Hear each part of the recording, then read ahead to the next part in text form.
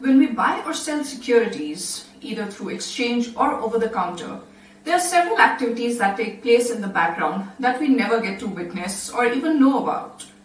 Hello, my name is Madhubani Singh, and in this video I will share information about the last step in the trading life cycle, which is known as reconciliation.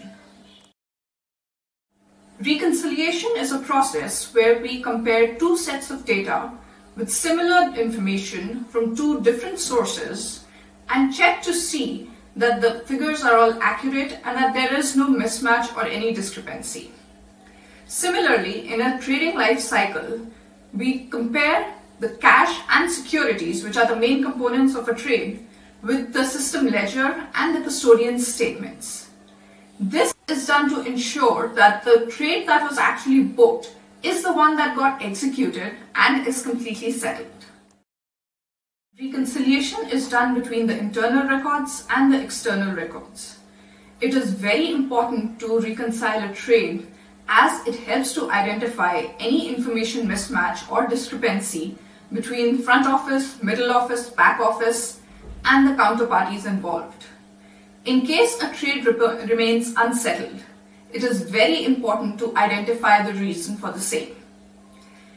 If a trade fails, it can have some very dire monetary and non-monetary consequences, ranging from fines, damaged reputation, up to suspension of trading. Reconciliation is broadly done in two phases: pre-settlement and post-settlement. In pre-settlement phase, records are checked internally between the front office, middle office, and the back office to ensure that the trade that was initially booked by the trader is the one that has been captured by the system and is the one being executed. The number of trades with the front office should always match with the number of trades with the middle office and the back office. Details of all the counterparties are also checked so as to make sure that there is no mismatch which can lead to a failed trade, and we don't want that. Post-settlement reconciliation is the last step of a trading life cycle, wherein the cash and securities, also known as positions, are reconciled to ensure that both the counterparties received their respective assets and there are no balances. The back office reconciliation team is responsible for this last step. It comprises of two things: reconciliation of cash and stock, and reconciliation between system ledger and the custodian statements. Reconciliation of cash is known as nostro reconciliation, and reconciliation of securities or positions is known as depot reconciliation. What happens is that the traders keep sending information about different trades throughout the day, be it buying or selling. So at the end of the day, it is very important to ensure that the trade that was actually booked by the trader is the one that is getting executed. To reconcile, we consider the two most important aspects of a trade, that is the cash and securities, to ensure the accuracy of their balances. For the reconciliation system to recognize the trades that have been sent by the front desk or the front office, the back office maintains a ledger for the cash and securities traded. On the other hand, the custodians maintain a book of transactions known as statements. The two sets of these data are reconciled on a one-to-one basis, and the balances are matched at the end of the day.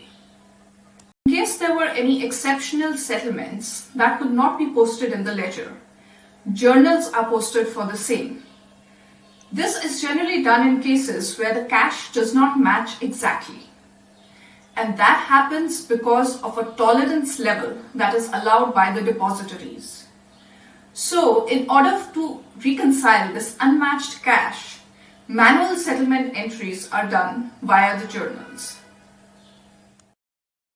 Now, during reconciliation, if the cash and securities do not match, it is known as a break, and they must be investigated and appropriate action must be taken at the earliest.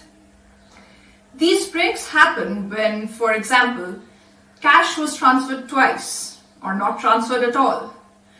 insufficient securities were transferred or excessive securities were transferred. There may also be a case where there is an additional trade in the ledger but not in the statement, or vice versa. It could be a cancelled transaction or a blunder where the counterparty was transferred excessive cash or securities.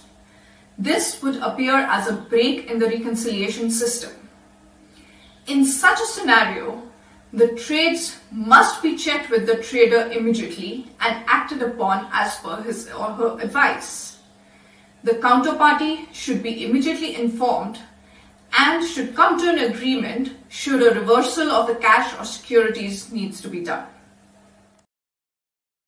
Let's consider this example to understand reconciliation better. Let's say investment banking division of Barclays is reconciling trades on behalf of client XYZ with custodian Citibank. Now the ledger shows that the client XYZ has 100 shares of Google, 300 shares of Meta, and 200 shares of Apple. The statement should also show the same technically. This is known as depot reconciliation.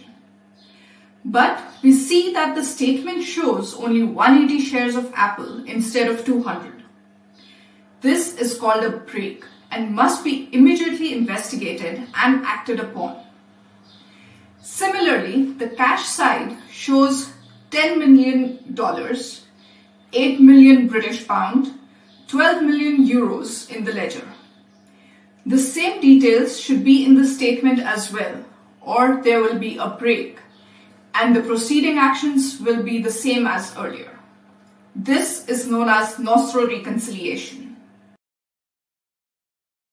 These differences may occur due to several reasons. Incorrect cash transferred by the counterparty. In case the trade settled after the agreed date, so the cash that was transferred was as per the agreed price and not the current stock price. In case of late settlement, charges like late settlement fees are levied. And in case the trade was only partially settled, so now if the trade does not settle completely, the ledger and the statement will not match. It is important for the ledger and the statement to match in order for the profit and loss statement and the balance sheet to be accurate, so that a business is in full control of their assets and liabilities. I hope you were able to gain some insight from this video. Please do share your views in the comments. Thank you and have a nice day.